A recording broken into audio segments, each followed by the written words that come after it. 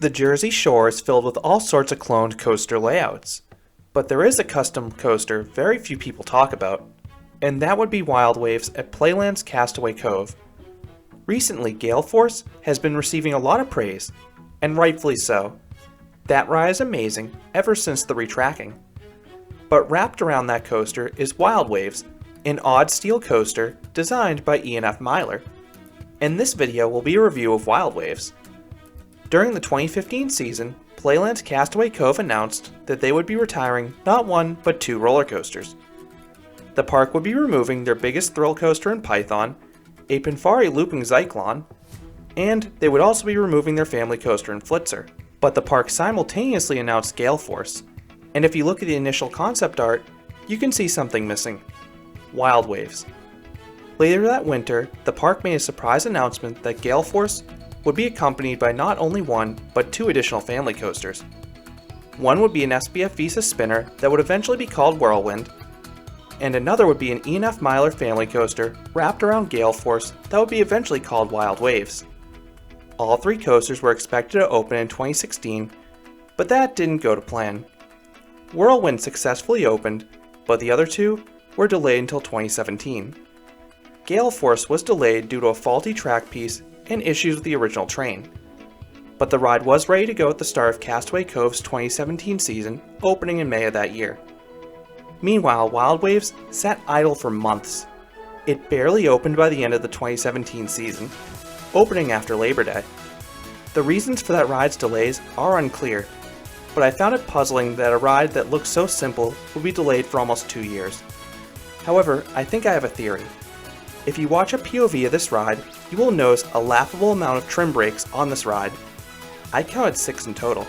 One before the first drop, one on the hill entering the second turnaround, not one, but two different brakes on the second turnaround, one on the hill entering the third turnaround, and one atop the third turnaround. I'm guessing the park may have had some issues getting the speed correct on this coaster that was intended for families. And the amount of brakes in this coaster can definitely be felt, and it negatively affects the ride's pacing, which I'll get into. I always thought it was odd that this park went with Miler for this coaster. From 1992 to 2006, Miler built 52 roller coasters, 44 of which were kiddie coasters. Their volume decreased significantly over the next decade as they would only install an additional 5 roller coasters, all of which were kiddie coasters. So it was sort of surprising they would be contracted all of a sudden to build an adult coaster yet again. And one odd thing when Miler builds an adult coaster, they essentially use the same track and trains as their kiddie coasters, so it just looks like a kiddie coaster scaled up.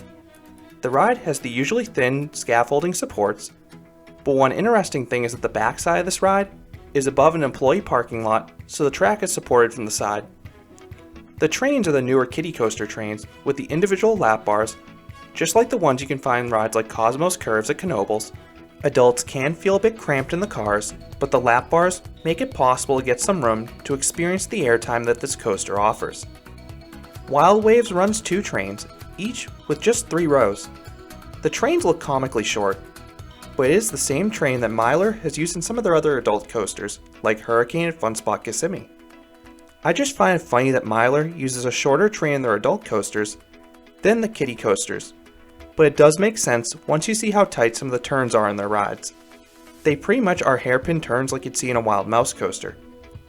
On the day I visited, the park was assigning seats, and from my experience, the front was the better seat by far.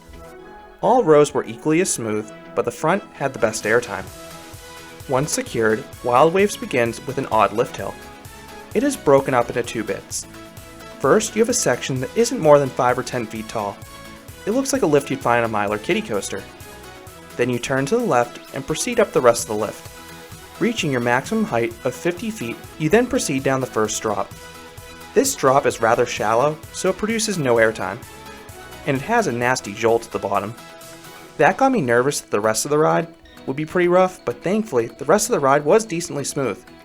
It did feel janky overall, but it didn't beat you up.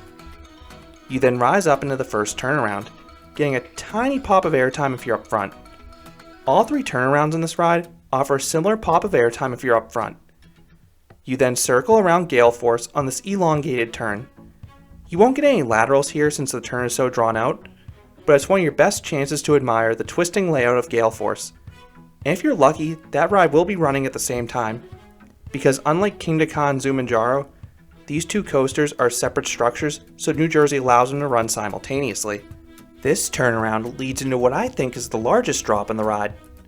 The second drop felt similar to the first one, as it was rather shallow and didn't offer any airtime in the back. You then rise over a camelback with an extremely tight crest, so I was surprised the airtime wasn't stronger here. The front gets a weak pop of airtime, and the back gets a milder floater airtime. You then pop up into a brake run, giving front row riders another tiny pop of airtime, but you're then trimmed to almost a snail's pace. Remember, you're going to have 3 trim brakes here, one going up into this turnaround, one atop the turnaround, and another one once you round the corner on the turnaround. It's really redundant and you're going to be crawling at this point. You then twist to the back side of the ride and you dip down another sizable drop. Because of the speed loss on the previous turnaround, this drop fails to deliver any airtime yet again in the back. The following camelback is excellent though. Front row riders will get some strong, standing floater airtime on this hill.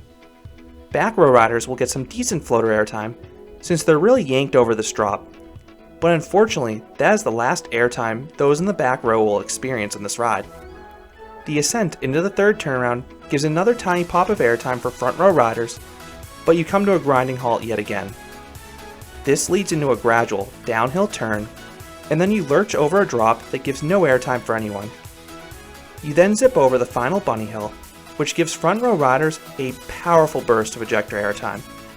I can only imagine how strong this airtime would have been without all the trim brakes. I was actually surprised the back didn't get any airtime, considering how sharp this hill is, but this is a perfect example why you need to ride this coaster up front. It really launched you out of your seat.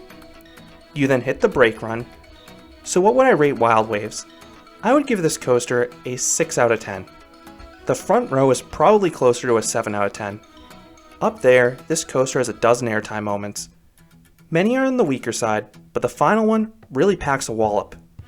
The back is more like a 5 since it has significantly less airtime and weaker airtime when it occurs. I'm going to split the difference at 6 for that reason. As a thrill seeker, Wild Waves is a giant what if for me. I can only imagine what type of airtime this coaster would have offered without 6 different trim brakes. However, I understand why they're there because this coaster is intended to be a family coaster, and those trims do make it a family coaster. It's just a very poorly paced family coaster. Compared to the other adult Miler coasters I have ridden, this one is definitely the most comfortable, but it's also the tamest. The others are allowed to run full tilt and deliver some stronger airtime, plus you also have crushing laterals that this one does not, because in this one you are trimmed before all the turns. So those are my thoughts on Wild Waves at Playland's Castaway Cove in New Jersey, one of the oddest family coasters out there.